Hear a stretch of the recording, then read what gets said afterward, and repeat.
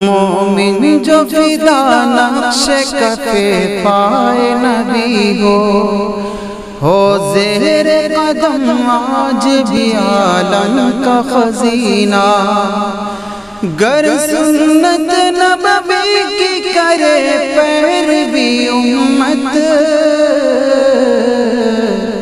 طوفان سے نکل جائے گا پھر اس کا سفینہ، طوفان سے نکل جائے گا پھر اس کا سفینہ۔ رسولہ الکریم، اما بعد، دو چیزیں ہیں، ایک ہے روشنی اور ایک ہے اندھیرا۔ دونوں میں جو فرق ہے وہ ہم سب جانتے ہیں۔ روشنی اور اجالا، اس میں ساری چیزیں نظر آتی ہیں اور سب سامنے رہتا ہے۔ اندھیرے میں کوئی چیز نظر نہیں آتی ہے، قریب کی چیز بھی دکھائی نہیں پڑتی انسان کو ہے۔ تو جس طرح روشنی اور اندھیرے میں فرق ہے، اسی طرح جو آدمی اجالے میں رہ رہا اور ایک جو اندھیرے میں رہ رہا، ان دونوں میں فرق ہے۔ جو آدمی اجالے میں رہتا ہے، روشنی میں رہتا ہے، اس کا مزاج اور اس کی طبیعت میں اندھیرے سے وحشت ہوتی ہے اور الجھن اور پریشانی ہوتی ہے۔ اور جو آدمی اندھیرے میں رہ رہا، وہ مانوس ہے اندھیرے میں، اسے کوئی دقت نہیں، وہ تو رہ رہا۔ اندھیرا اور ہو جائے، مثلا اندھیرا تھا ہی، بادل ہو گیا اور جناب آندھی چل گئی اور بالکل اور اندھیرا پر، اسے کوئی پریشانی نہیں ہوگی۔ جس طرح روشنی میں رہنے والا آدمی، اس کو اندھیرے سے وحشت ہوتی ہے، اور جو اندھیرے میں رہ رہا اسے کوئی وحشت نہیں ہوتی، بلکہ اس کو اجالے میں آنے کے لیے کچھ تھوڑا تکلف کرنا پڑتا ہے، وہ تو عادی اس میں رہ ہی رہا، وہ تو ہے۔ بالکل یہی حال ذاکر کا اور غافل کا ہوتا ہے۔ جو آدمی ذکر کرتا ہے، تلاوت کرتا ہے، اللہ کو یاد کرتا ہے، درود شریف پڑھتا ہے، اس کی وہ گویا روشنی میں اور اجالے میں رہ رہا، کیونکہ اس کی برکات، اس کے انوارات اس کے دل میں ہیں، تو وہ بالکل روشن ہے۔ اور ایک وہ شخص ہے جو نہ ذکر کرتا ہے، نہ تلاوت کرتا ہے، نہ اللہ کو یاد کرتا ہے، وہ غافل ہے، وہ اندھیرے میں رہ رہا۔ دونوں میں فرق ہے۔ دونوں میں فرق یہ ہے کہ جو ذاکر آدمی ہے، شاغل آدمی ہے، وہ معصوم تو نہیں ہو جاتا، لیکن اگر اس سے کوئی بشری تقاضے کی بنا پر گناہ ہو گیا، کوئی غلطی ہو گئی، تو وہ بے چین ہو جاتا ہے ایک دم، اس لیے کہ اجالے میں رہ رہا، ذرا دیر کی بجلی چلی جائے اتنی الجھن شروع ہوتی ہے کہ آدمی فوراً فکر کرتا ہے کہ بھائی جلدی سے ٹارچ ہی جلا لو، اور کچھ نہیں ہو رہا، کم سے کم اجالا تو ہو جائے یہاں پر۔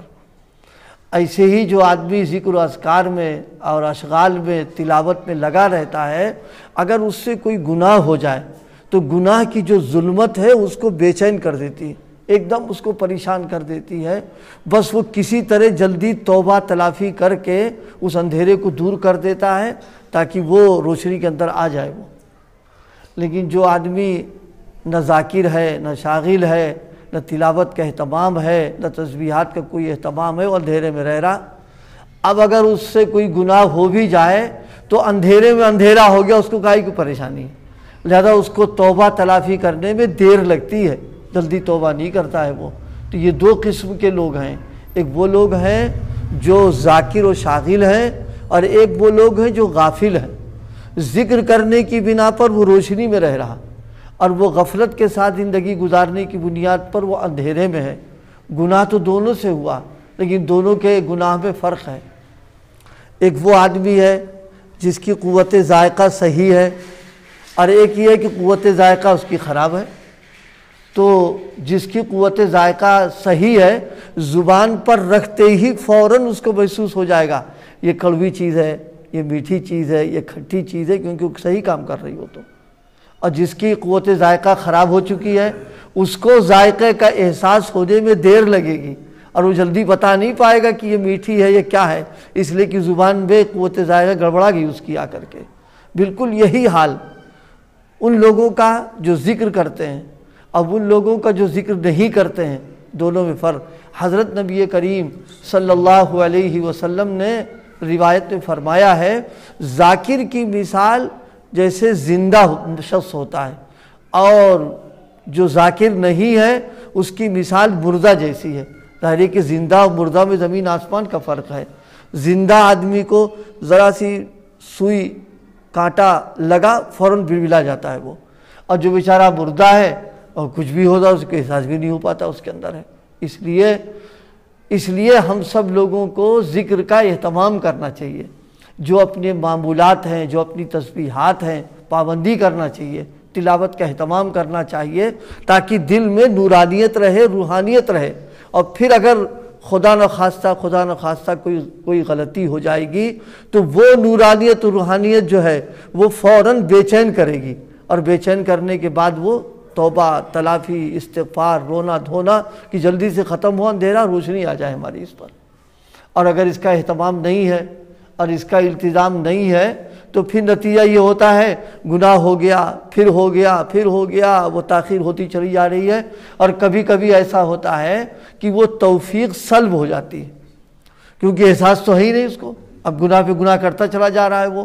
تو اس بنیاد پر غافل ہونا یہ نقصان دہ چیز ہے۔ اور بھائی مغفل آدمی تو دنیا میں بھی تو بیکار ہے۔ کوئی آدمی کاہل ہے، سست ہے، مغفل ہے، اسے تو دنیا کا بھی کام نہیں ہوتا، اسے تو سوائے نقصان کے اس کے کوئی ہاتھ پہ نہیں آئے گا۔ اس لیے ہم لوگوں کے لیے عقل مندی اور سمجھداری کی بات اسی میں ہے کہ ہم ذاکرین میں رہیں، غافلین میں نہ ہوں۔ ذاکرین میں رہیں گے تو ذکر کی برکات بھی ملیں گی، اور اسی کے ساتھ ساتھ میں اگر کوئی غلطی ہو جائے گی تو فوراً احساس ہوگا اور فوراً تلافی توبہ کر کے اللہ تعالیٰ سے جو تعلق میں کمزوری پیدا ہوئی ہے اور تھوڑی سی دوری پیدا ہو گئی ہے وہ ناقابل تحمل رہے گی اس کے لیے، جب تک کہ وہ اپنے تعلق کو مضبوط نہ کر لے اور جب تک کہ اس کے در پر پھر نہ پہنچ جائے۔ اور جو ہے غافل، ظاہر غافل تو غافل ہے ہی ہے، وہ سستی، کاہلی، غفلت میں گناہ پر گناہ ہوا اور کبھی احساس اچھا پھر کر لیں گے، اچھا پھر کر لیں گے، یہ پھر کرتے کرتے معلوم ہوا آخر وقت آ گیا، اور کبھی اس میں نوبت یہ پہنچ جاتی ہے کہ اس کو توبہ کی توفیق بھی نہیں ہوتی ہے۔ ایک روایت میں ایک بات اور ارشاد فرمائی گئی ہے کہ جو لوگ دیندار ہوتے ہیں، نیک ہوتے ہیں، صالح ہوتے ہیں، ان سے اگر کوئی گناہ ذرا سا بھی ہو جائے تو وہ سمجھتے جیسے سر پر پہاڑ آ گیا، اب وہ گرنے والا بالکل ہے اور دب جائیں گے، کچل جائیں گے، مارے خوف کی حالت خراب ہونے شروع ہو جاتی ہے ان لوگوں کی ہے۔ اور جو دین سے دور ہے اس کا حال بیان فرمایا گیا کہ بڑے سے بڑا گناہ ہو جائے بس جیسے مکھی آئی اسے احساس بھی نہیں ہوتا کیا ہوا کیا نہیں ہوا۔ تو یہ جو دینی احساس ہے، دینی شعور ہے، یہ بیدار ہو جاتا ہے ذکر کی وجہ سے، اور یہ چیز جو ہے بے حسی کی کیفیت پیدا ہو جاتی ہے جب غفلت آدمی غافل میں آ جاتا ہے۔